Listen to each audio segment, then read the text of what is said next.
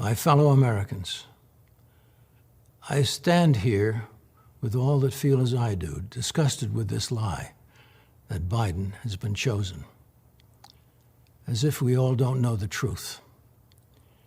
And when one tries to deceive, we know that one can't get away with it. There will be a price to pay.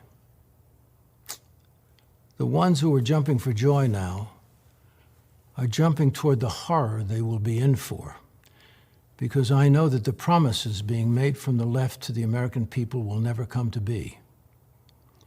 My friends of all colors, races, and religions, this is now our greatest fight since the Civil War, the battle of righteousness versus Satan. Yes, Satan, because these leftists are evil, corrupt, and they want to tear down this nation. We must not allow this. We must fight this corruption that has taken over and fight for the good that seems lost.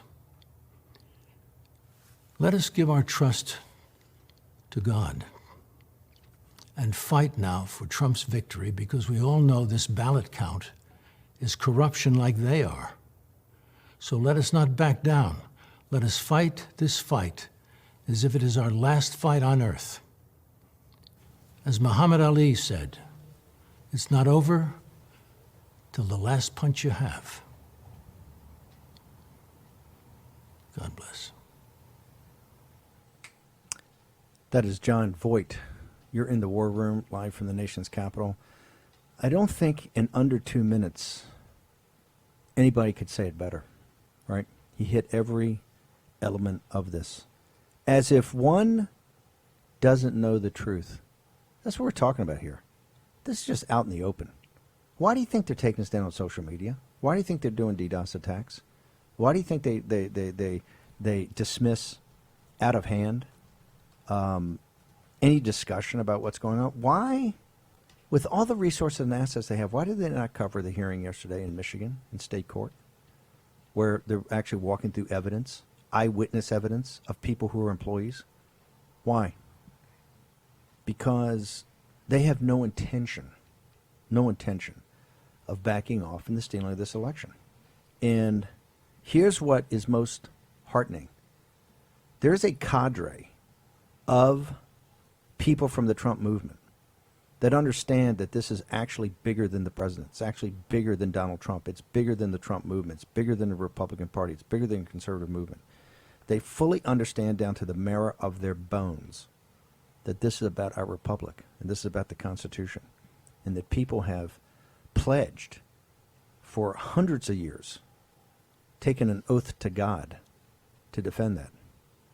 Whether you're a military a person in the military, or whether you have been in government, right? Donald J. Trump took that oath, right? And many of us did. That's what this fight's about.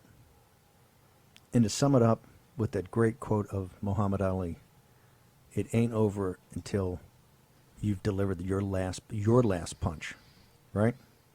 So we got a lot more fight in us. And here's the good news. You can see the tells all over.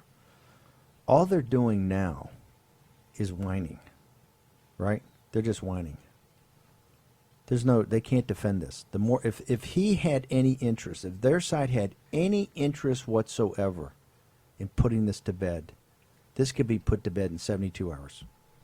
If you had full discovery and went into all these questionable states, you could go through and discover and get all this out in the open, and you could do it very quickly.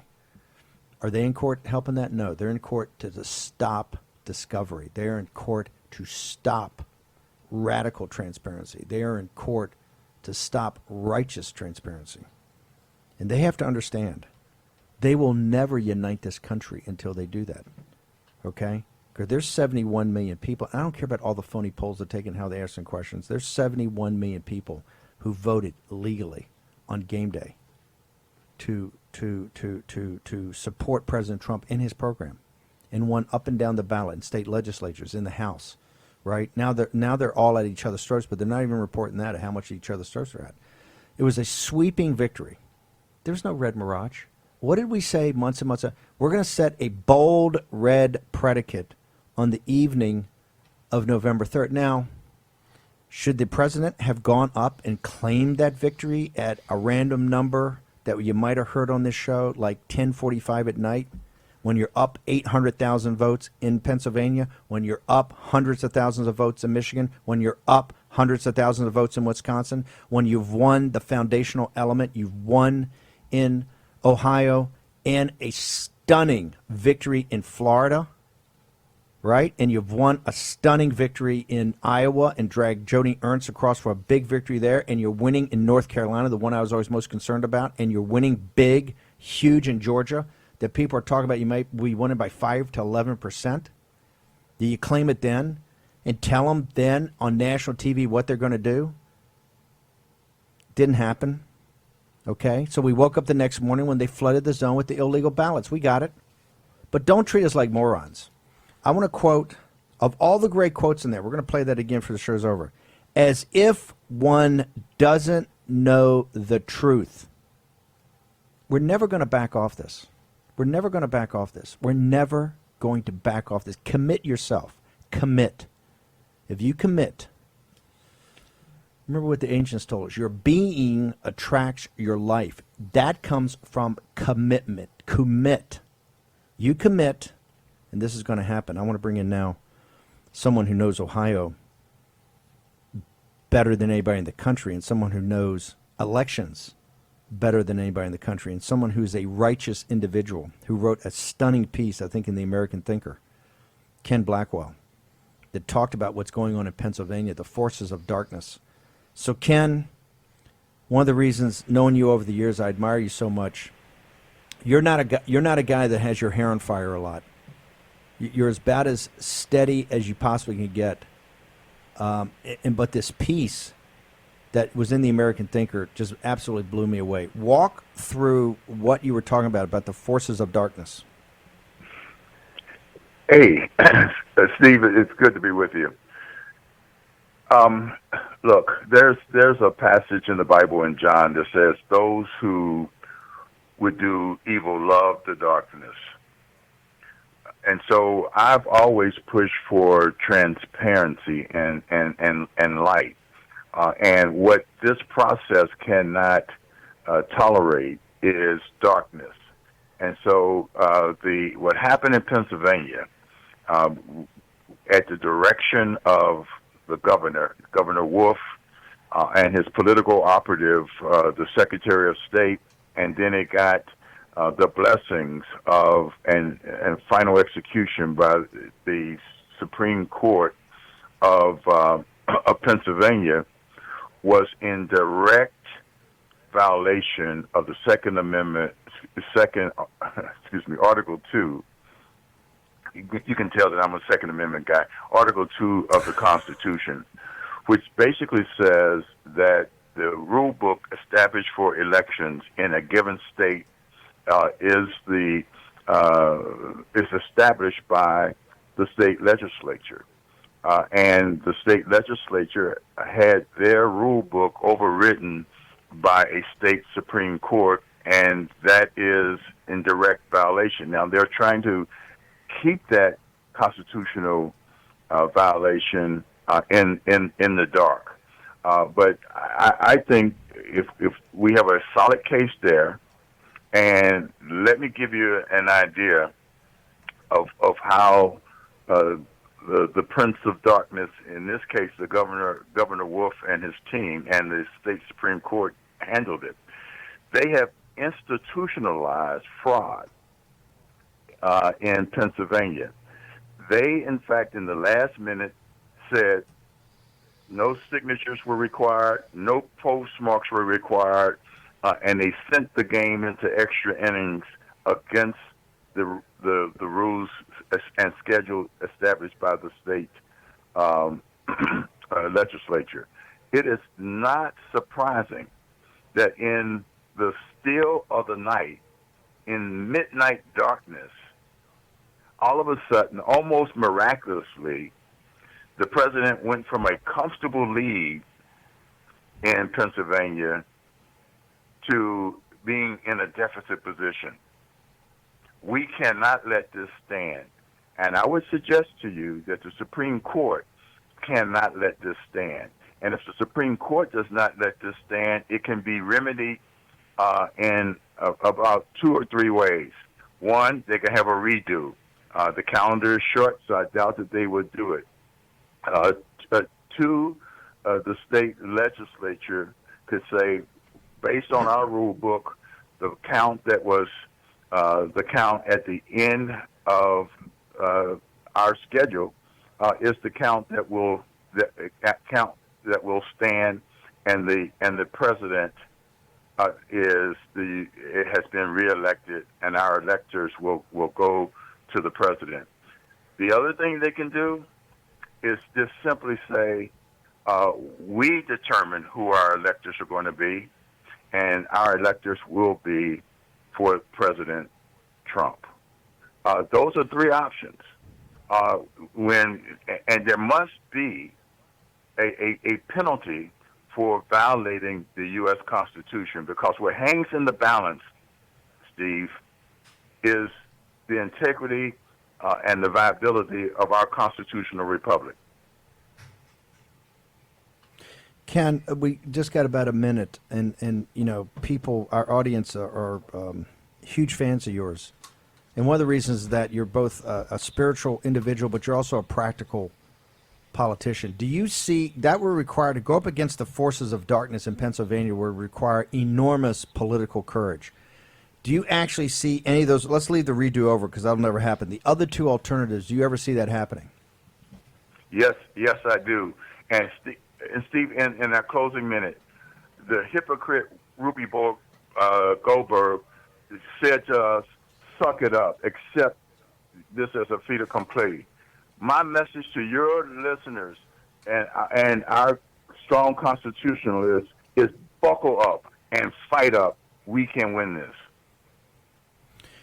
Ken, how do people get access to you? Do you have a parlor? Do you have Twitter? Do you have do you have a website? People want to follow you. I'm on Facebook, and I'm also at Ken Blackwell on Twitter, and I have a parlor account. So yeah, but if you want to get the writings, you can go to the American Thinker. You're magnificent. Thank you very much for joining us. We'll push it all out there. This article by Ken Blackwell. Steve. Incredibly Let's important. fight. Thanks, brother. Bye-bye. Fight on. This is now, see what you got standing up now? Now you're having the voices. I don't want to hear the ribbon clerks. I don't want to see all these leaks out of the White House and the campaign. Oh, it's over. We're trying to talk him into it. It's not over by a long shot, right? And now you have warriors like Ken Blackwell and others stand up. I got to tell you, in the next segment, we're going to get to it. Graham Allison, Henry Kissinger's partner on the Thucydides trap, probably the greatest nuclear strategist, one of them, along with Herman Kahn. Graham Allison, Henry Kissinger, back in the 60s and the 70s, came up with the Thucydides trap. He's laid it out in the national interest. National interest is not National Pulse and is not Breitbart, okay? It's as establishment as you can get. This guy's a full professor, I think emeritus, at Harvard, as heavy as you can get. And he's walking through Trump's path to victory, okay? Trump's path to victory. The smart guys in the establishment, they're worried because they understand there's some tough hombres on this side of the football that are not going to back down 1 inch. Back in a moment.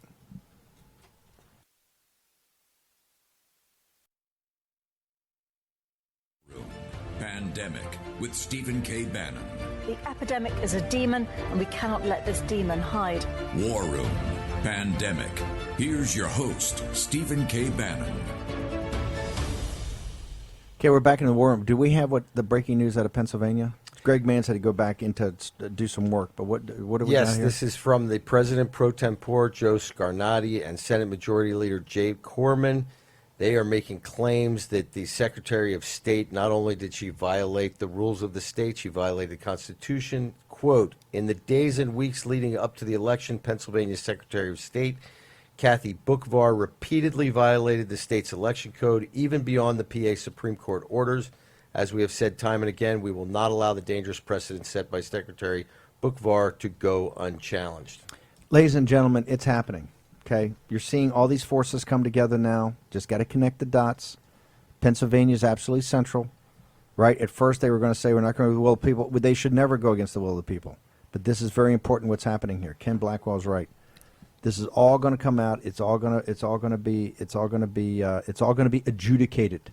Okay, we're now honored to have in the war room one of our oldest and dearest colleagues, Jason Jones, leader of the Right to Life movement, of the, I call it evangelical Catholic movie to movement, which he's a great filmmaker and distributor of films. He's in D.C.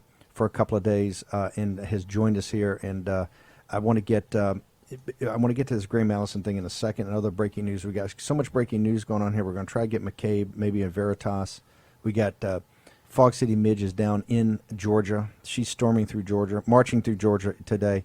But Jason Jones, you're out in Hawaii. You're out in paradise, right? And, Yeah. and now you're back here in the cauldron. Give us a perspective. John Voight, we played him at the top of the hour, which was just the most amazing minute and a half or 90 seconds in this entire thing.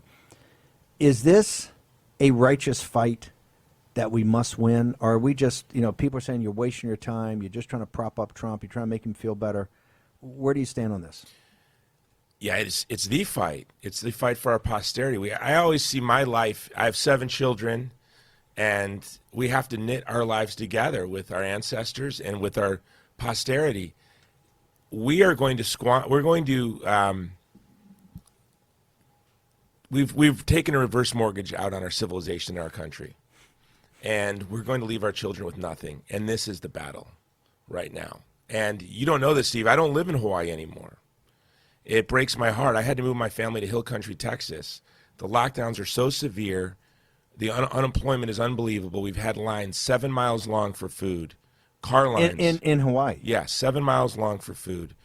I have a friend who has an organization called Kupuna Needs to care for the elderly that are homebound. They literally go into affluent neighborhoods where families are elderly. Did I miss it? Why are you locking down? Why is there severe lockdowns in Hawaii? Besides the fact it's run by socialists, is there any need for where the pandemic is? Is there any need for the pandemic to do it? No, not this severe.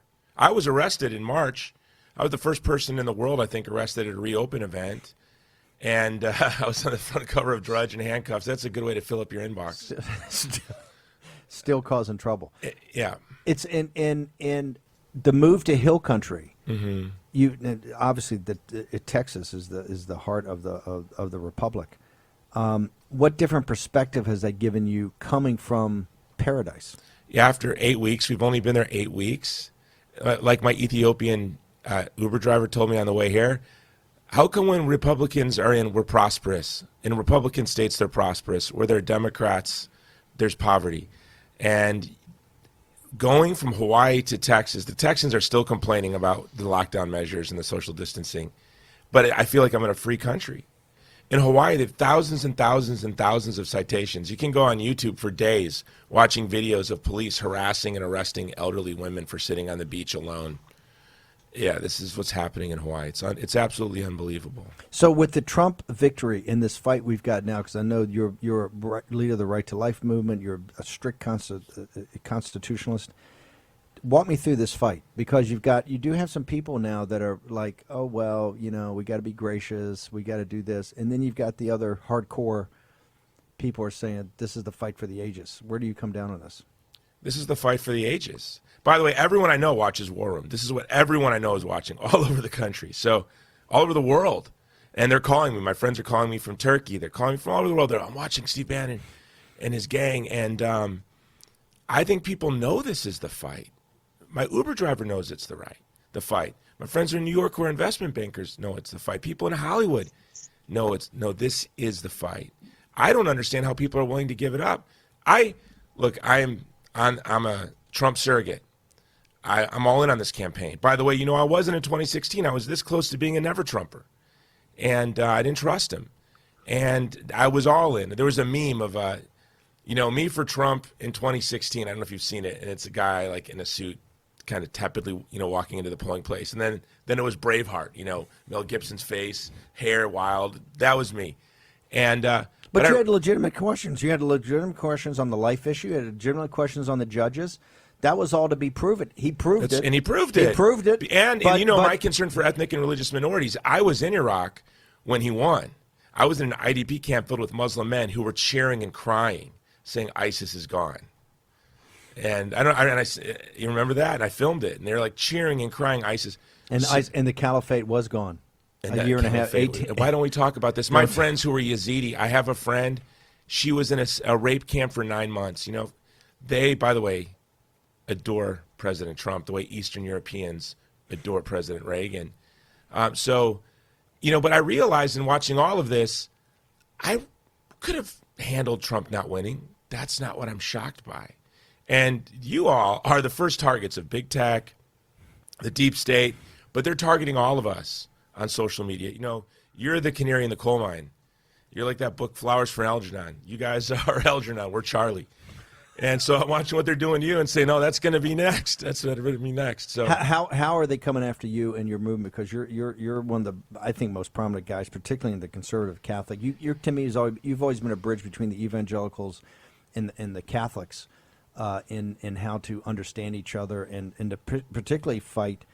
Years ago, you're the first guy to tell me that the advances in technology are going to make the Right to Life movement a youth movement. It's going to make it for young people. Because I'd sit here at the Breitbart Embassy and look at the march they have, and I said, you know, there's 1 million people that show up for this thing in the freezing, bitter cold, and it's never covered on TV. No. And no president ever goes down to it, right? And I said, and they're all young people, and they are dedicated, right? And you're the first one to say, hey, the more advances in technology you're going to have, they're going to show that it's at consumption. It'll end this thing, and that'll be. Because you can't live by lies. It'll be the biggest youth movement in the world. And you can't live by lies. The pro-life movement is the largest, most diverse movement. By the way, I get invited to speak. I'm speaking tomorrow, on Saturday in Louisville, for a group called Sisters for Life. I thought it was going to be nuns.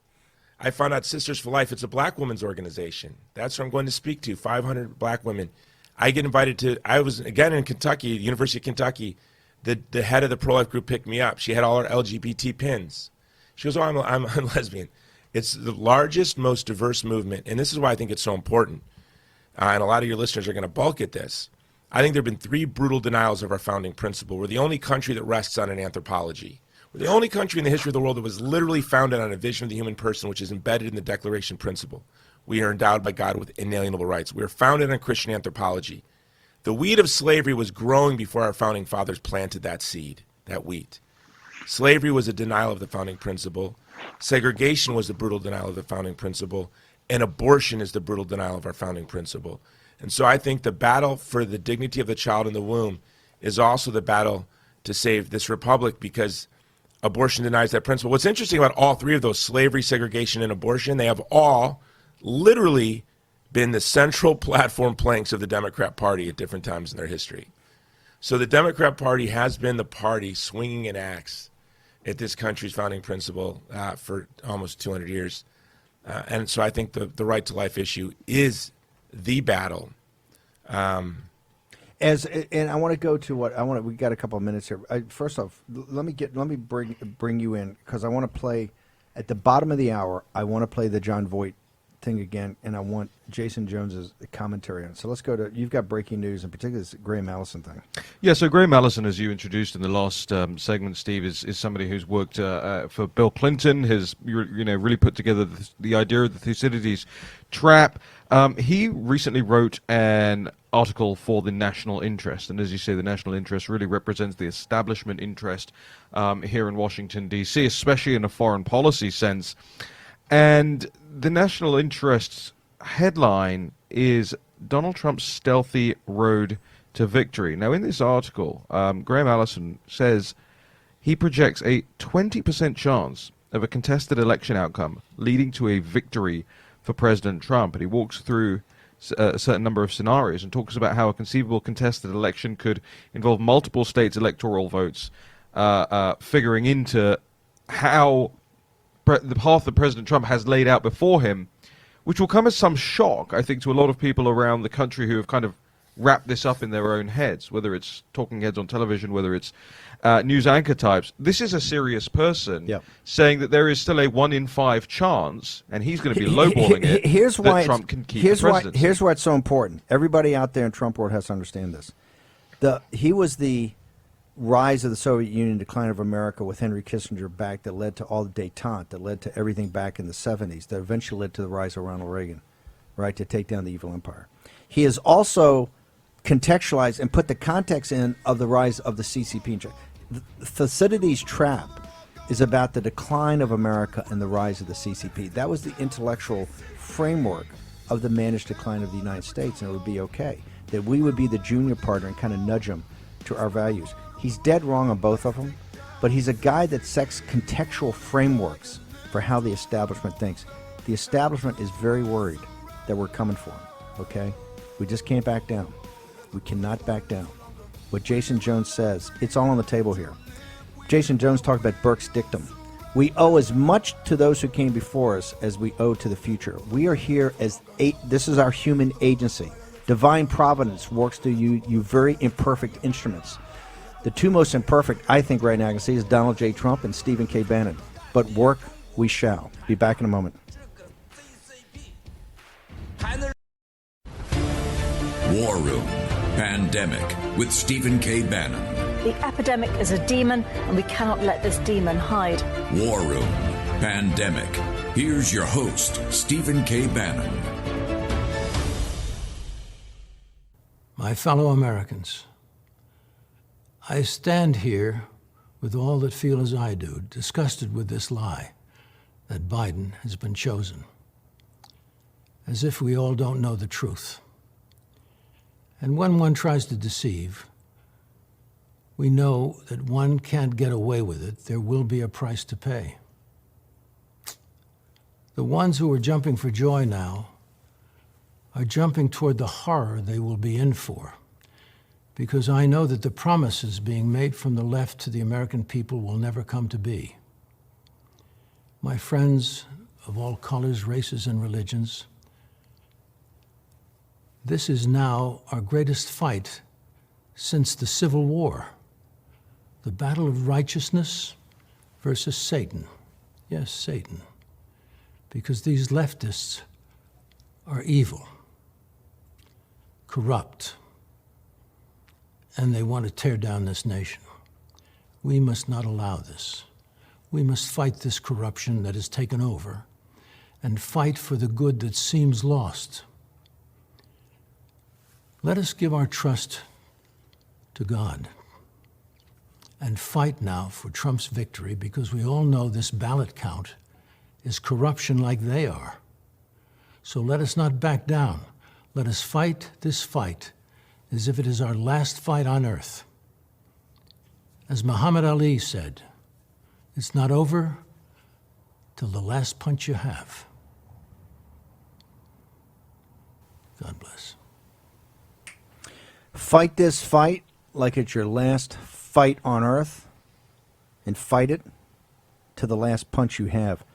Someone that's out there not talking about it but actually doing it in the desert is Boris Epshteyn from the Trump campaign. Boris, today I'm not saying I got rattled, but I think it was on Fox and Friends, I saw the Attorney General of Arizona, who had an R next to his name, and he's on national TV, and I think it's polite to say he did not agree with Boris Epshteyn and Boris Epshteyn's reports here on War Room Pandemic. So I'd like you to walk through where he's wrong and where you're right, both on the count and also on the process. It's all yours, sir. Well, first of all, thanks for having me. Second of all, I will never believe that Steve Bannon was rattled. Okay, so that's fake news. All right. So, and in terms of what's going on here, here's the deal. The Attorney General of Arizona, who's a Republican, a bit of an establishment Republican, is absolutely entitled to his opinion, no doubt about it. But that's what it is. It's an opinion. It's a perspective. We gained another 2,000 votes last night. We're right now at 11.5 thousand difference. Again, when this was called for Biden, we were at 200,000 vote difference. So we're at 11.5 thousand, and there's up to about 35 to 40,000 votes still left to be counted. He has a smaller number. That we're getting reports of other numbers because there's ballots that are left to be cured, released, et cetera, et cetera, et cetera. I've been consistent here that we're going to keep this thing very close. And that's exactly where it's going to be. But then here's the biggest issue, and I've talked about this on the show. In Maricopa County, For some reason, the county recorder, who is a Democrat, who actually it looks like he'll lose in this election, decided to use new machines in this presidential election, because that's a good idea, right? Let's use brand new machines during the presidential election cycle. Why not? Let's throw all caution to the wind and have a blast. So that's what they did. And what these machines were doing is when there was a ballot with any issue, smudge, overvote, or a rip, and it went into the machine and got rejected. Imagine a credit card getting rejected or pulled back out of the machine. Well, what was supposed to happen is the poll worker would press a red button, and then the ballot would be taken back. It would be duplicated, fixed, and then the new ballot would be used. Now, but instead what the poll workers were doing, not on purpose necessarily, they kept pushing the green button to force feed the damaged ballot in, and then it's discarded. And from what we understand, and Congressman Andy Biggs tweeted this as well, that has impacted up to about 9,900 to 10,000 votes. That is day of voting in Maricopa County. So that is A, red county, and B, day of voting, which obviously favors President Trump. So between the numbers that I've been laying out here, which I believe we're going to be within 5,000 one way or another, I do believe that, and this issue of the green button, which we're in court on today, we have strong confidence that once all the legal votes are counted, including votes that were illegal or unnecessarily wrongfully discarded, there will be a victory for President Trump in Arizona. Now, the Arizona AG said there's no fraud. We're not alleging fraud right now. We're alleging a mistake. We're alleging malfeasance. That doesn't mean that's not fraud. There's not an allegation that's similar to Pennsylvania or Michigan necessarily at this point in time. Not saying there may not be in the future, but not at this point in time. So we've got to look at it, and then we've got to look at the fact that Dominion software was used in Maricopa. It's the only county it was used. Dominion machines were used here in Maricopa. How could that? We only got a few minutes, Boris. But how could that be? How could they select, given the reports out of Texas, given reports in a presidential election? Why do you shift out your entire operation and turn it over to Dominion? Why would these Democrat election officials do that? I do not know, and it really worries me that we are allowing Dominion, which is a foreign company, I believe it's a Canadian company, to come in and handle our elections. And we already have seen evidence, right? Unquestionable evidence of ballot switching from Joe Biden, from Vice President Trump, from President Trump to Vice President Joe Biden, that then had to be switched back. So we've seen that wrongful switch already. We know what happened in Michigan. And then that obviously is prima facie evidence that it has to be investigated and recounted, not using Dominion machines anywhere where those Dominion machines have been in place. And it's all over the country, including here in Maricopa, which Maricopa makes up about 75 to 80% of all votes in Arizona. But Boris, we got to jump. But you're at the top of the show, and Bill Martin. I know you're going to be walking through the president's entire strategy. You are a lawyer with the campaign and have been a surrogate with the campaign. We look forward to having you back on this afternoon. I know. Finally, they're going to start bleeding this vote out because obviously it's in President Trump's favor. That's why they're slow walking it. But thank you very much for hanging with us here to be on War Room Pandemic. Thanks, Steve. Never be rattled. Stay strong. Boris Epshteyn, on top of the show tomorrow night, Bill Maher. That's going to be a knockdown dragout because Boris Epshteyn is one of the best surrogates we've got. I want to go back to John Voight because he's a guy like Jack Maxey. These guys are very spiritual, very patriotic, think a lot about the Constitution, think a lot about our history. Fight this fight, Jason Jones, like it's your last fight on earth. What are your thoughts, observations about that when a guy like John Voight is saying it? You know, I thought of what Reverend Martin Luther King said. He said, "I'm maladjusted." He said, "People will tell you I'm maladjusted." He goes, "I'm maladjusted." I said, "That's a man who's maladjusted right there. He is not conformed to the spirit of the age. He will not live by lies. He's willing to tell the truth that everybody thinks." My Uber driver yesterday was also a truck driver. She told me that, I said, "What about these trucker strikes?" They go, "I think these trucker strikes could be what really changes the world. It's going to be truckers versus big tech, and truckers are going to win." I said, "But what percentage of truckers are for Trump?" She goes, 90 for Trump, and then 10% are way past Trump for Trump. And then I called That's the war room crowd. That's the Bannonite wing right This there. is the island of misfit toys is now like a huge island. It's attracting all these people who refuse to comply, to conform to the spirit of the age. And, you know, Rene Girard says, why don't people conform is the mystery. Most people conform. It's maybe only through grace. But, yeah, this island, that's a man who is not going to conform. He's going to tell the truth. He's not adjusted to the lies of the age. And it's amazing you bring up the truck drivers, because I keep saying that much of this movement now is the gilet jaune, right? It's the yellow vest.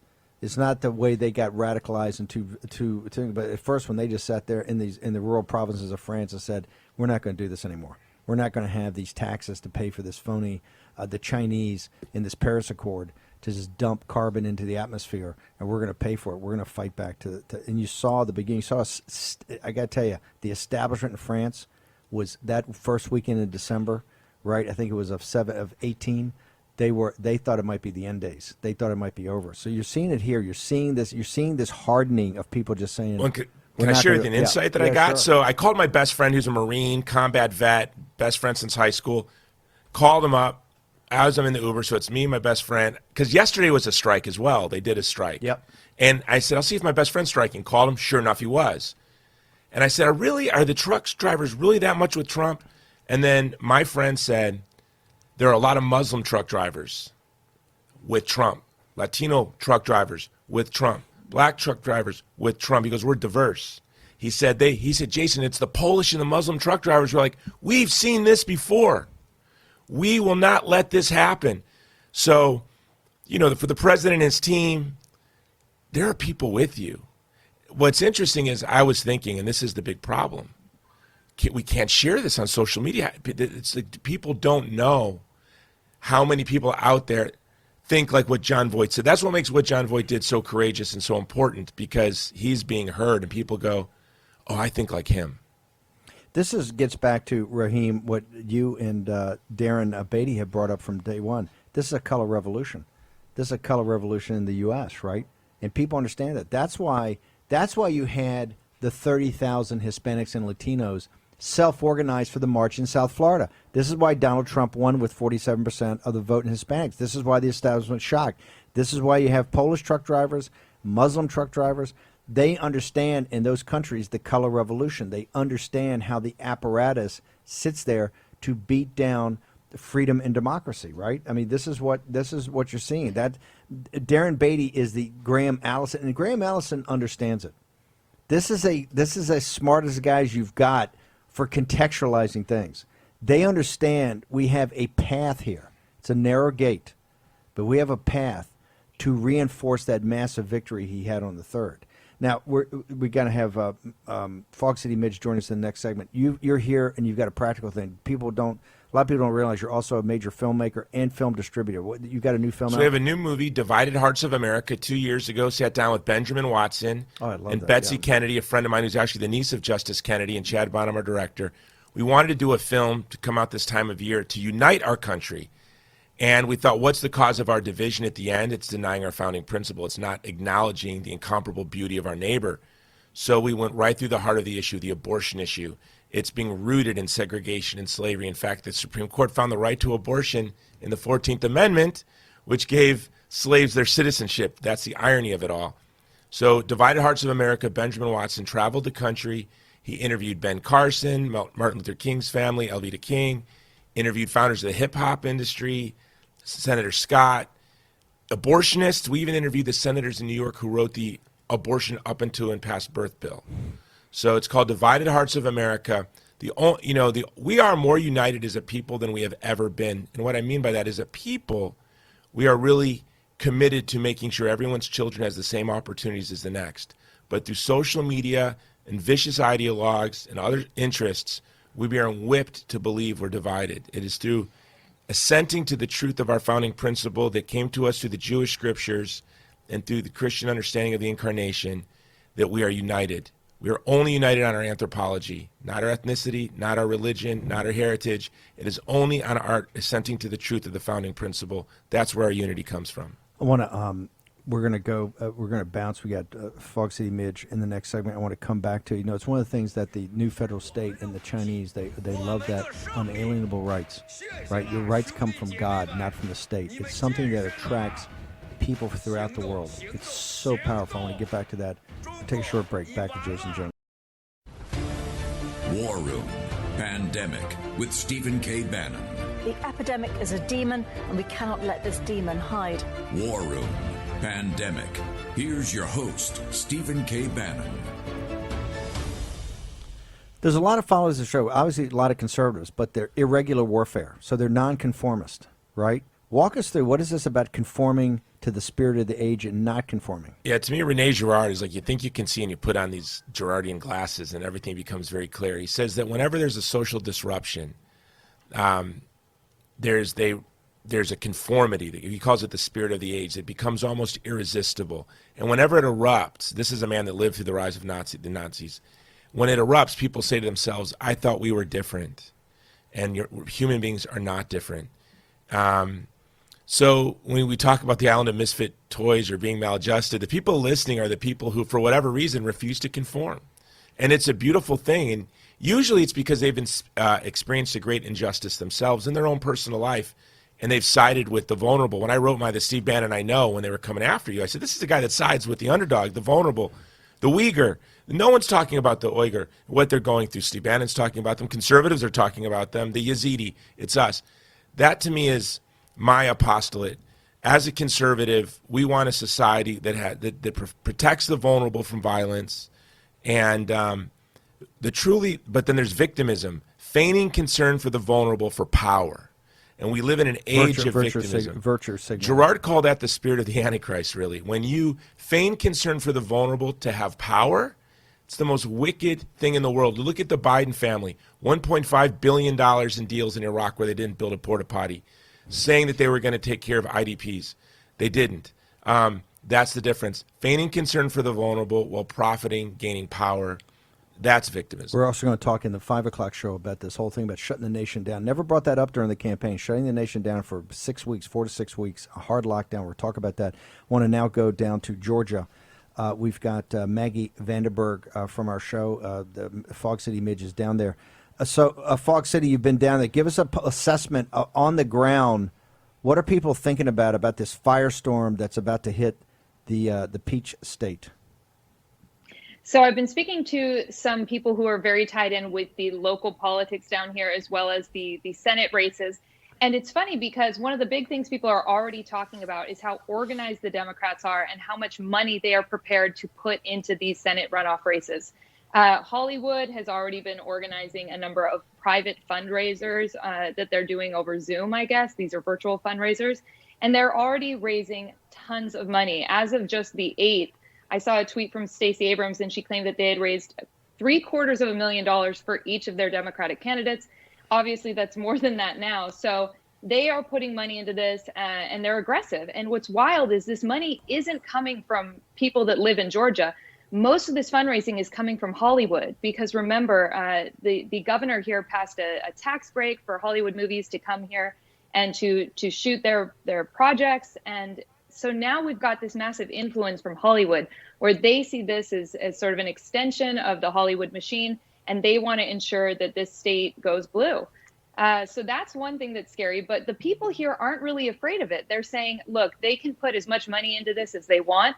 You know, we've got the votes. We're a Republican state. We aren't scared. And to me, it's a little bit maybe naive, because I also spoke to many people here who had no idea about what John Fredericks has been coming on your show and speaking about every single day, which is the fact that the Democrats are actually moving people to this state. They're advertising and making social media posts, reminding people that they can come and they can register by, I think, December 8th. And if they register by that date, they'll be able to vote in the January 5th runoff election. But it's unbelievable, because people here don't know that. And I feel like the media is obviously not going to cover it. The only article so far as I know was written up in the Virginia Star this morning. So John Fredericks has been talking about it a lot. He actually had me on his show this morning and we spoke about it. But other than him and this show, I don't see anyone speaking about this or pointing out the fact that this is illegal. It's immoral. and the Democrats just think that they can get away with it. Maggie, real quickly, do you think the people, the conservatives and the Trump movement people and the Republicans down in Georgia understand the scale of the firestorm that's about to hit them? Because this is going to be a globalized, every aspect of the apparatus, the social media oligarchs, Hollywood, the mainstream media, all of it's about to descend on their head like an anvil. Do they get what's about to happen? I don't think they do yet, to be honest. And that's one of the reasons why I came down here. I'm here for a sort of a social media summit of Second Amendment advocates and influencers. And basically the group, they decided, hey, let's use these people who are coming down here and make them aware of the importance of this Senate runoff race so they can tell their audience. But I think that the general public has absolutely no idea what they're in for. As President Trump tweeted, Jim Hoft did something. He's tweeted out. President Trump has tweeted out a report. Dominion deleted 2.7 million Trump votes nationwide. Data analysis finds 221,000 Pennsylvania votes switched from President Trump to Biden. This is up on Gateway Pundit right now. This will be a story that will go into greater depth. We've been trying to lay the groundwork for this greater depth today at 5, but the president's now weighing in. This is not going to go away. Trust me, this is not going to go away. There's too many unanswered questions. We need discovery. Real quickly, Maggie, how do people follow you? I know they're trying to take you down on Instagram, everything like. How do people get access to you while you're down in Georgia? Well, I got a positive update. I was able to access my Instagram account. It required me doing like 10 crazy things, but I was able to get it back. So amazing. But people can also find me at Fog City Midge on Twitter, Instagram, YouTube. I'm on Parler now. So shout out to all my new Parler friends. So just give me a follow and I'll keep everyone informed on what's going on. Jason, how do people, the new film, how do people get to you? And then Jack, the film is at movie2movement.com. It'll show you all the places you can watch it on pay-per-view. And my podcast is The Jason Jones Show. It's wherever you listen to your podcast, and on social media, Jason Jones Show, at Jason Jones Show. And I'll be on the podcast. We're going to do the podcast later this afternoon. Jack, what do you got for us? One thing I want to remind all the listeners, we do have affidavits now. We have witnesses who witnessed criminal behavior. Any of you who might be on the receiving end of those future criminal charges might be wise to come forward now, because we are not going to stop. And as for people who are a little bit embarrassed about how we invoke the supreme being here, we are simply following the lead of our founding fathers, who almost on a daily basis beseech the intervention of the supreme being to create this country. Don't give up. Stay in the fight. Light always wins over darkness. Remember, it's about human agency, right? What works through you, the forces of light or the forces of darkness? I want to thank Jason Jones for being our co-host here for the last hour. Raheem Kassam on at 3 o'clock today, a National Pulse. You get I have 5 more data sets. You have 5 more data sets. You get a whole hour, Raheem, walking you through this. Had Cortez on yesterday. We'll be back at 5.